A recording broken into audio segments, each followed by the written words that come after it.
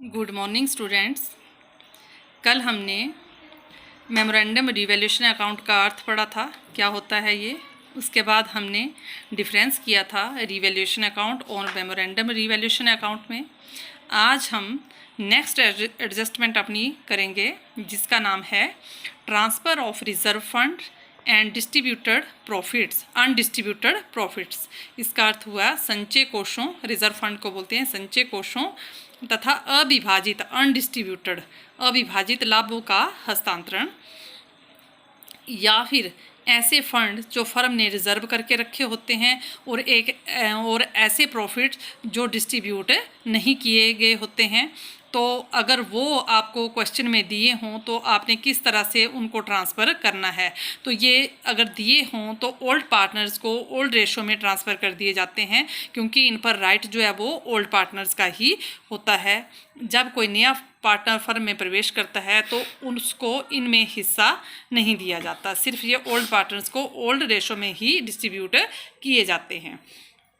तो जैसा कि इसमें लिखा है कि नए साझेदार के प्रवेश के समय यदि फर्म की बैलेंस शीट में अनडिस्ट्रीब्यूटेड प्रॉफिट के कौन कौन से हो सकते हैं, जैसे reserve fund, general reserve, credit balance of profit and loss account आदि दिए हों, तो ऐसी राशियों को ओल्ड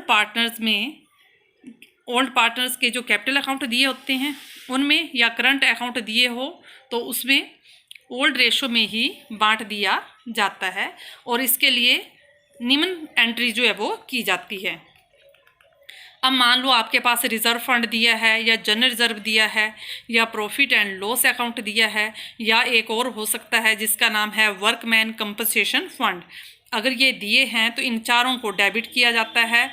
और किसको दिए जाते हैं, ये सिर्फ to old partners capital account, तो इसको क्रेडिट कर दिया जाता है। नरेशन आती है फॉर RF यानी कि रिजर्व फंड, GR यानी कि general reserve, profit and loss account, WCF का मतलब वर्कमैन कंपनसेशन फंड, ये ट्रांसफ़र कर दिए जाते हैं to old partners in old ratio. क्योंकि जब नया पार्टनर फर्म में आता है, जब एडमिशन होती है न्यू पार्टनर की, तो इन चीज़ों पर उसका राइट नहीं होता है, इन पर राइट होता है ओल्ड पार्टनर्स का। इसलिए ये ओल्ड पार्टनर्स को डिस्ट्रीब्यूट कर दिए जाते हैं ओल्ड रेशो में ही, और इसके लिए ये जनरल एंट्री की जाती है। तो ये एडजस्टमेंट सिर्फ इतनी ही थी। अब कल से हम जो है वो न्यूमेरिकल शुरू करेंगे। Thank you.